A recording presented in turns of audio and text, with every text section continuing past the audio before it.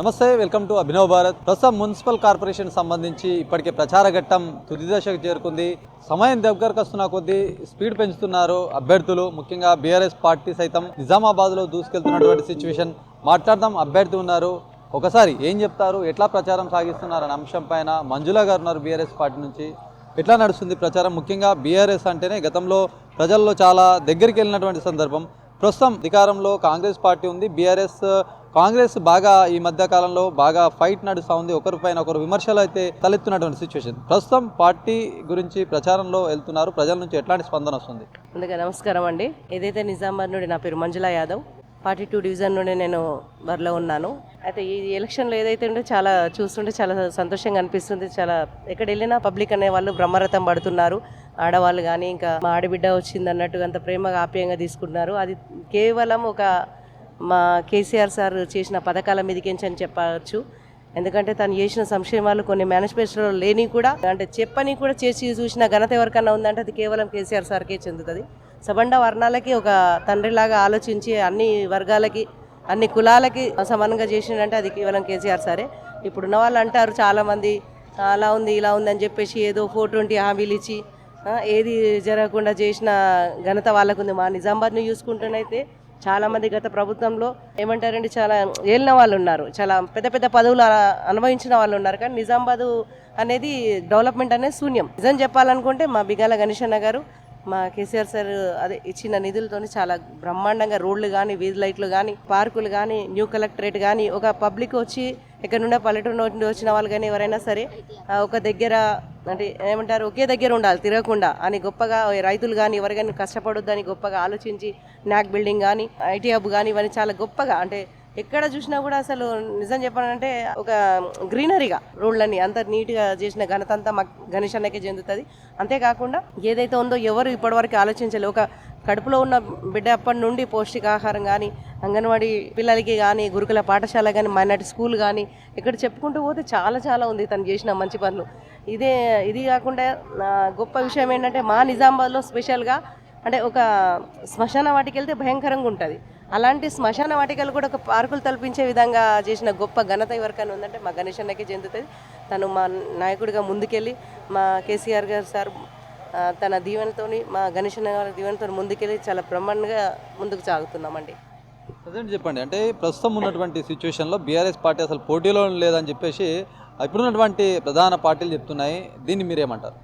చాలా తప్పండి. ఎందుకంటే నేను 13 సంవత్సరాల నుండి అర్బన్ ప్రెసిడెంట్ చేసిన టీఆర్ఎస్లోనే ఉన్నా అండ్ డిస్ట్రిక్ట్ యాదవ్ సంఘం ప్రెసిడెంట్ని కంటిన్యూ 10 ఇయర్స్. నాకు టికెట్ రావడానికి ఎన్ని రోజులు పట్టింది అంటే మీరు ఆలోచించుకోవాలా.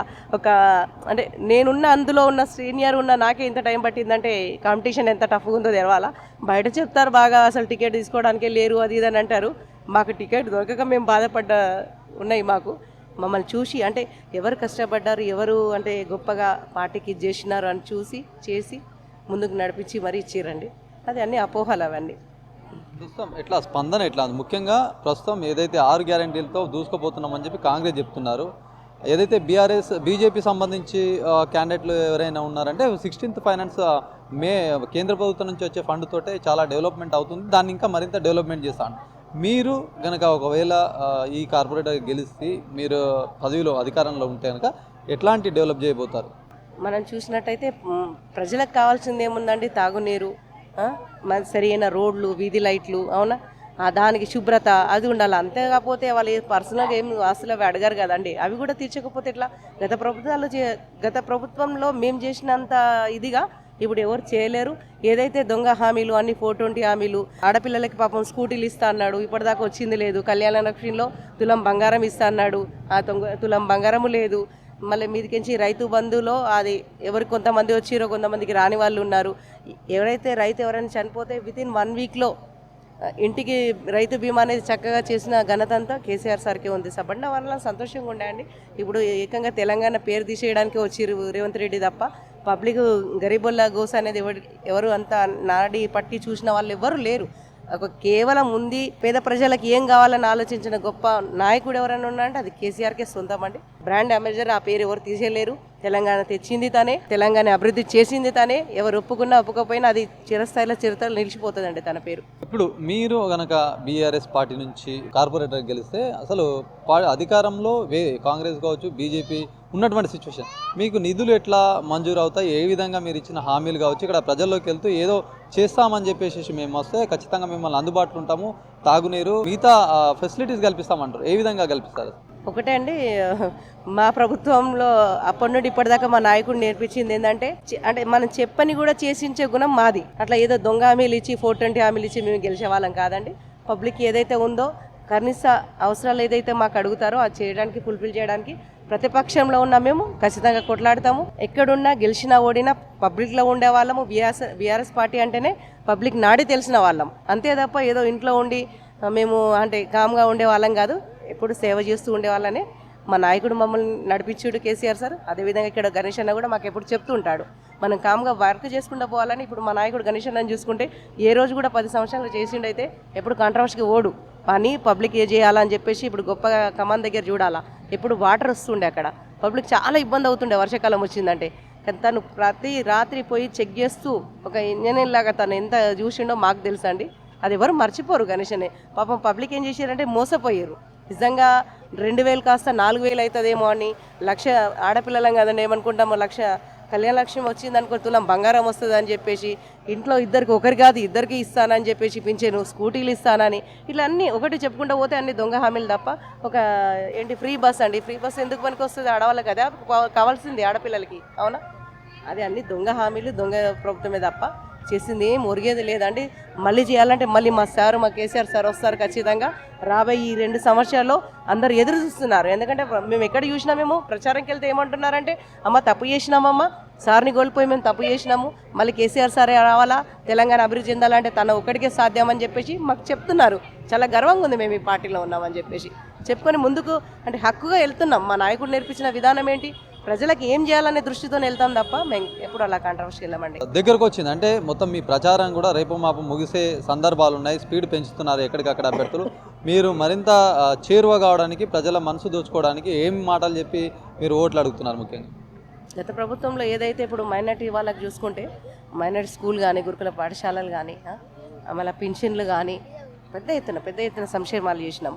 అలాంటివి వాళ్ళే చెప్తున్నారు పబ్లిక్, అమ్మ చాలా కోల్పోయినాం మేము, అసలు తప్పు చేసినాం, సార్కే ఇస్తాం. ఇప్పుడు మేము ఈ డివిజన్లో మీరున్నారు అంటే మేము కూడా మా డివిజన్లో గత కొన్ని సంవత్సరాలుగా మేము ఉంటూ పబ్లిక్ ఏం కావాలని చెప్పేసి మేము తిరిగిన వాళ్ళం పబ్లిక్లో. సో వాళ్ళు ఖచ్చితంగా అమ్మ మేము కోల్పోవడానికి సిద్ధంగా లేము, ఒక ఆడబిడ్డగా మేము గెలిపించుకుంటాము. ఎక్కడెక్కడో నాన్ లోకల్ వాళ్ళు వచ్చి గెలుస్తున్నారు, అమెరికాకి వెళ్ళిపోతున్నారు, అసలు వాళ్ళు ఎవరో కూడా మాకు ముఖం తెలియట్లేదమ్మా. పబ్లిక్లో మాతో ఉండే ఆడబిడ్డను గెలిపించుకుంటామని చాలా బ్రహ్మరథం పడుతున్నారని చాలా సంతోషంగా ఉందండి. రైట్, 42వ డివిజన్ అనగానే చాలామంది చాలా ఎడ్యుకేటెడ్ అని చెప్పొచ్చు, స్లమ్ ఏరియాలు లేకుండా మొత్తం అందరూ చదువుకున్న వాళ్ళే ఉంటారు. స్పందన ఎట్లా ఉంది, మరి ఎట్లా కన్విన్స్ చేస్తున్నారు వాళ్ళకి? చాలా అద్భుతంగా ఉన్నది. మంజుల గారికి సీట్ రావడం కూడా చాలా సంతోషము. కూడా చాలా పబ్లిక్లకు మంచిగా దూసుకుపోతుంది. ప్రచారంలో భాగంగా అందరినీ చాలా మంచి స్పందన ఉంది పబ్లిక్లో కూడా. ఇలా విన్ అవుతారా మరి 42వ డివిజన్ గెలిపించుకుంటారా మీ బీఆర్ఎస్ పార్టీని? తప్పకుండా గెలిపించుకుంటాం. మంజులక్కకు అధిక మెజార్టీతో గెలిపించుకుంటాము. ప్రజలందరూ కూడా మేము మంజులక్క గురించి చాలా చెప్పుకొని ఒక మహిళగా మా వార్డుకు నిలబడ్డది ఒక అవకాశం వచ్చింది. బీఆర్ఎస్ పార్టీ కారు గుర్తు కొట్టేసి అధిక మెజార్టీతో గెలిపించుకోవాలని చెప్పేసి అందరూ కూడా ప్రజలకు పేరున అందరికి వేడుకుంటున్నాము. ఇంటికి ప్రచారం చేస్తున్నాం. వాళ్ళ మనసు దోసుకొని మనస్ఫూర్తిగా వాళ్ళకి వినమించుకుంటున్నాము. అందరూ కూడా మంచి స్పందన వస్తుంది. రెస్పాన్స్ మంజులకి అధిక మెజార్టీ వస్తుందని కోరుకుంటున్నాం. ఏంటమ్మా ఎట్లా స్పందన ఎట్లా వస్తుంది ప్రజల నుంచి? బీఆర్ఎస్ అనగానే చాలా గతంలో కంటే ఈసారి చాలా తక్కువగా ఉంది బీఆర్ఎస్ పరిస్థితి.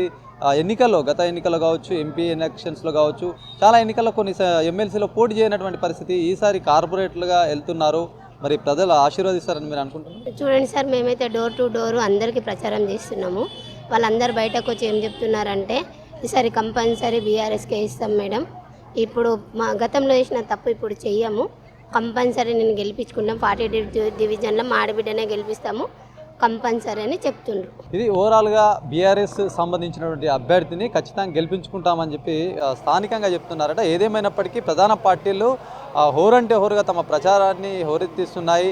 ఎక్కడ చూసినా కూడా ఉదయం నుంచి సాయంత్రం వరకు ఏ వీధి చూసినా ఏ గల్లీ చూసినా మొత్తం సౌండ్తో మారిమోగిపోతుంది. ప్రజల దగ్గరికి వెళ్ళి తాము చేసే అభివృద్ధి పథకాలు ఇలా ఉన్నాయని చెప్పేసి మొత్తానికి వాళ్ళకి చెప్పుకుంటూ ముందరికి సాగుతున్నారు. 2 రోజుల్లో ప్రచారం సైతం ముగిపోతుంది. ఈ నేపథ్యంలో ప్రజలందరూ కూడా ఏ పార్టీ ఏం చేసిందని చెప్పి గమనిస్తున్నటువంటి సిచ్యువేషన్. ఏదేమైనప్పటికీ 3 పార్టీల మధ్య తీవ్రమైనటువంటి పోటీ ఉంది. ఖచ్చితంగా బీఆర్ఎస్ మేము నిలబడిన స్థానాల్లో కేసీఆర్ చేసినటువంటి అభివృద్ధి పథకాలని ఖచ్చితంగా ప్రజలు మర్చిపోలేదు, ఖచ్చితంగా ఓటేస్తారు, మమ్మల్ని గెలిపిస్తారని చెప్పి ఆశాభావం వ్యక్తం చేస్తున్నటువంటి సిచ్యువేషన్.